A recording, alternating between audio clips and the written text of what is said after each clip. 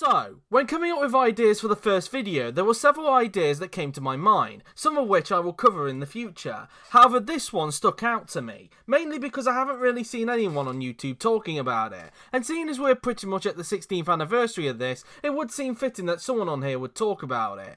Which is me. So I'm going to talk to you about an event that had certain enthusiasts glued to their seat, an event that saw two of the best drivers push each other to the absolute limit, and an event that went right to the very end. This is the story of what is, in my opinion, the greatest ever rally of all time. This is the story of the 2007 Rally New Zealand.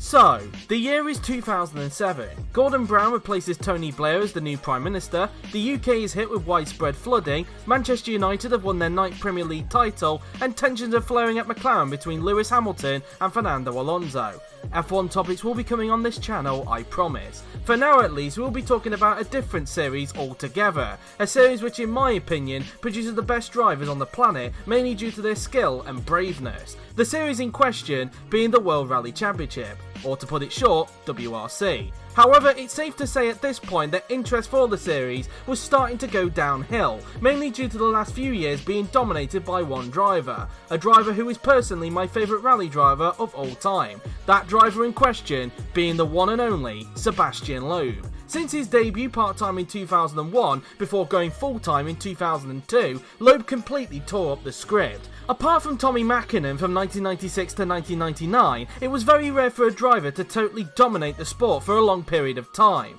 That was until Loeb came in. After just missing out on the title to Petter Solberg in 2003, Loeb would bounce back in 2004, claiming 6 victories, driving the ever-impressive Citroën Zara to win his first world title. The next 2 years though, he would completely destroy the competition, winning the championship with 10 wins in 2005, a new record at the time, and again in 2006 driving the independent Kronos racing team as a result of Citroën taking a sabbatical, despite the fact that he missed the final 4 rounds of the season with a broken arm. Going into 2007, Loeb, now driving the factory Citroën team again with the then new Citroën C4, was undoubtedly the favourite to win the title again. However, there was one man who was determined to try and beat Loeb that year, a man who, like Loeb, was a multiple time champion, a man who also fought Loeb for the title in 2006, driving for Ford, and would drive for the same team again in 2007. That man in question being Finland's Marcus Gronholm. I'm fed up with this guy. Marcus was lightning quick, especially on gravel and in the Scandinavian rallies, particularly his home rally of Finland. Although Finnish people tend not to call themselves Scandinavian, according to a Finnish friend I know. Hello, Yuri. However, whilst being lightning quick, Marcus did have a bit of a tendency to make mistakes and crash, unlike Loeb. And despite the fact that he did fight Loeb for the title, and despite what the final outcome of the championship looked like, people who watched the 2006 season know that wasn't the full picture. As mentioned earlier, Loeb missed the final 4 rounds of that season due to breaking his arm in a mountain biking accident.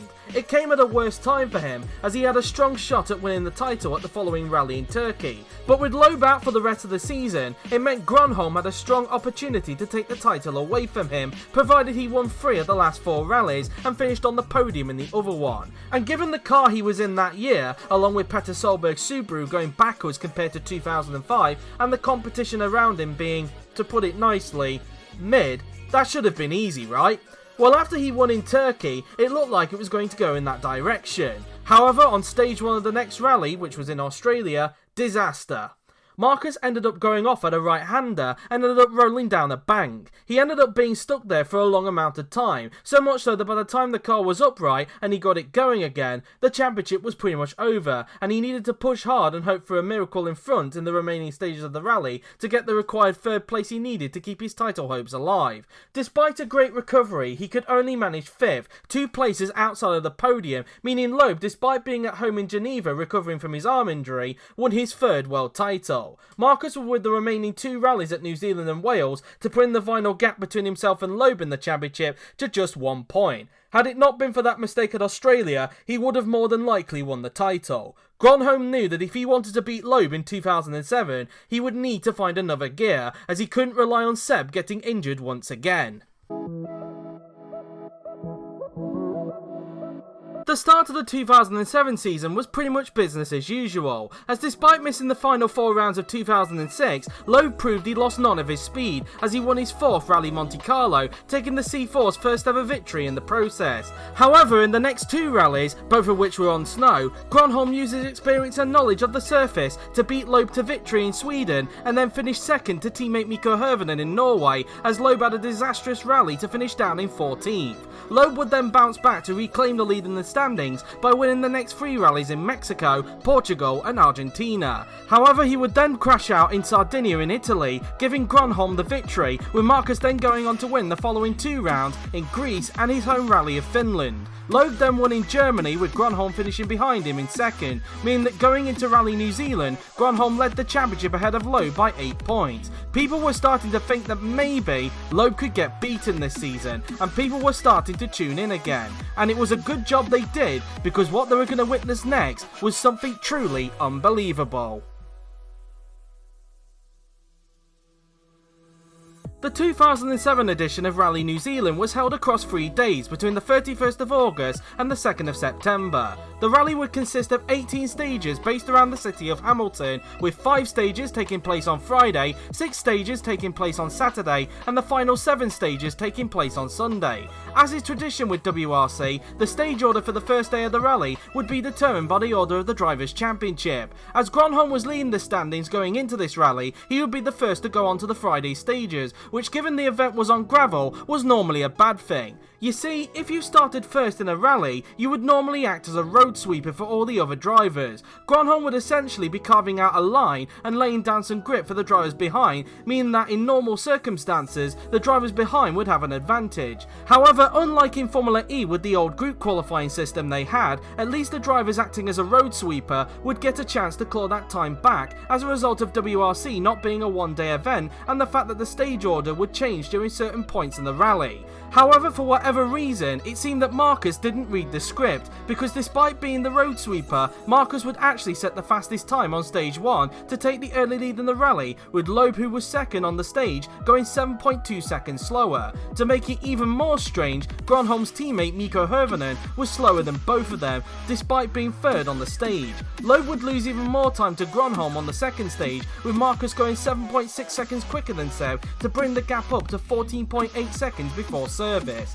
However, in the 3 afternoon stages, Loeb, after sorting out his understeer issues that he was complaining about in the first 2 stages, was able to respond to Marcus, thanks also in part to stages 3 and 4 being a repeat of stages 1 to 2. However, he was only able to take a tiny bit out of Marcus's lead, bringing the gap down at the end of day 1 to 13 seconds. Marcus had a healthy lead going into day 2, and Loeb realised that if he wanted to win the rally and cut the gap to Marcus in the standings, he would need to go flat out throughout the next day. And guess what? Knowing Loeb, that's exactly what he did. At the start of day 2, Gronholm chose a softer tyre compared to Loeb, in the hope of damper conditions during the course of the next 4 stages. Loeb, choosing a harder tyre compared to Marcus, was hoping for mainly drier conditions throughout the upcoming 4 stages. Stage 6 was in dry conditions, which played into Loeb's hands, as he was able to cut the gap to Marcus to 9.9 seconds. Stage 7 though, Marcus was able to respond, thanks to the stage being damp, and went 5 seconds quicker than Loeb to increase his lead to 14.9 seconds.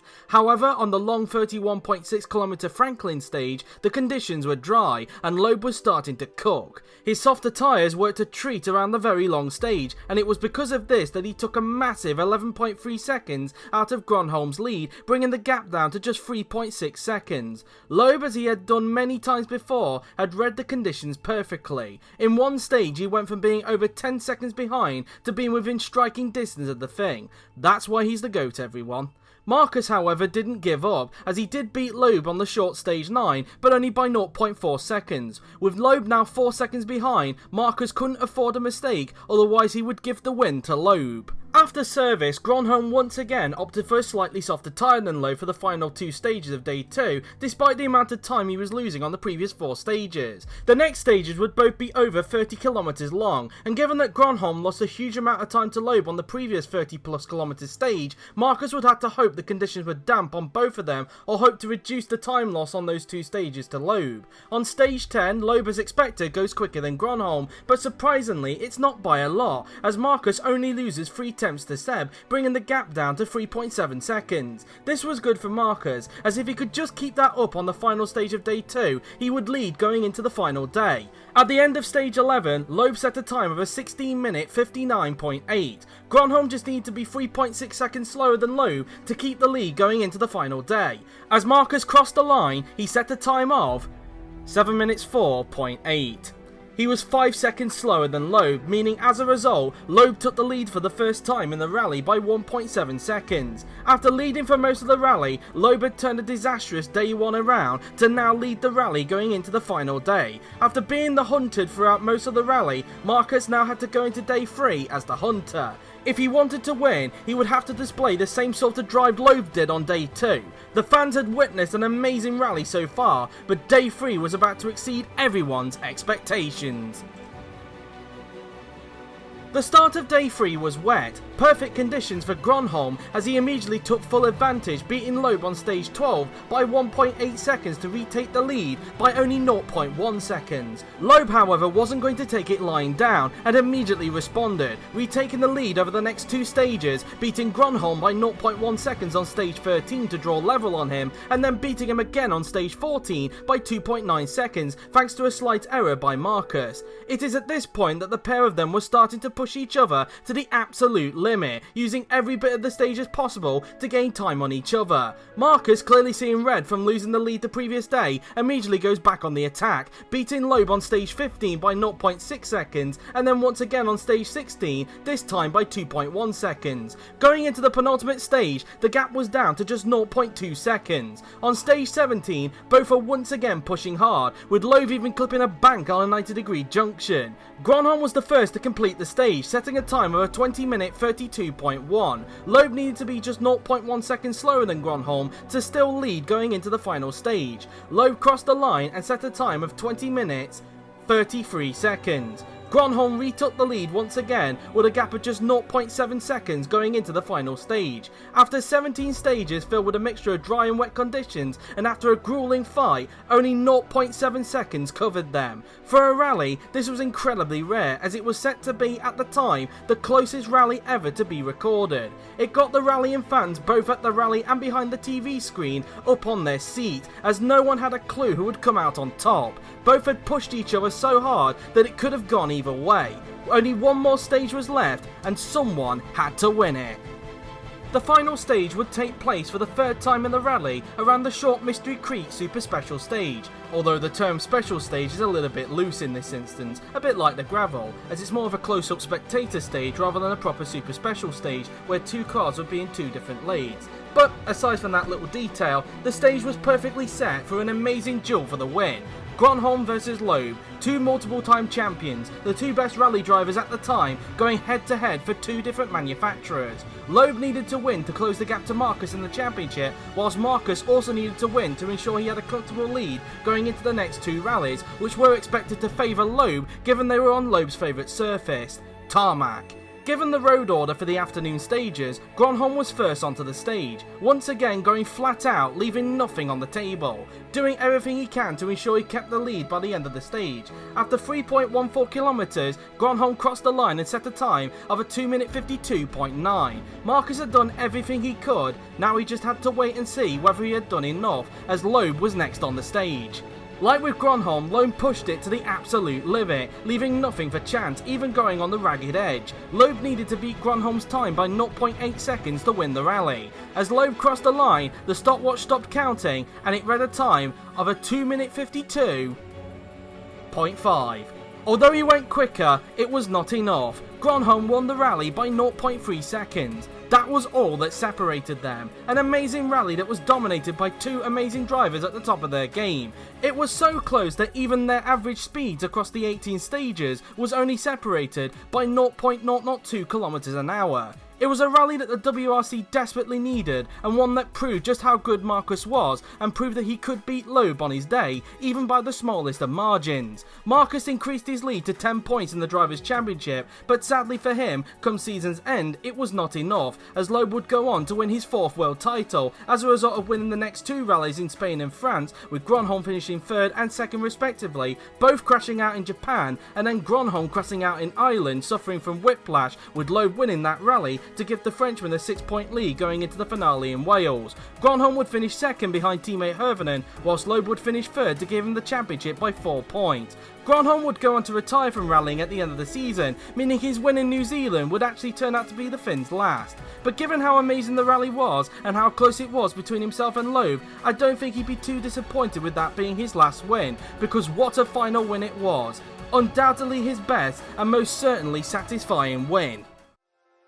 This rally literally had everything. Changeable conditions which made tyre choice difficult, a variety of fast flowing stages where going offline could potentially end your rally, and an amazing fight for the win between two amazing drivers that went right to the very end. And it just goes to show that even during the dominant period of Loeb, and even during the dominant period of fellow compatriot Ogier, there was still some memorable moments, and this was one of them. If you have never seen this rally, I highly recommend you watch the extended highlights on the WRC YouTube channel, because in my opinion, and despite being a Loeb fan, the 2007 Rally New Zealand is the greatest ever rally of all time.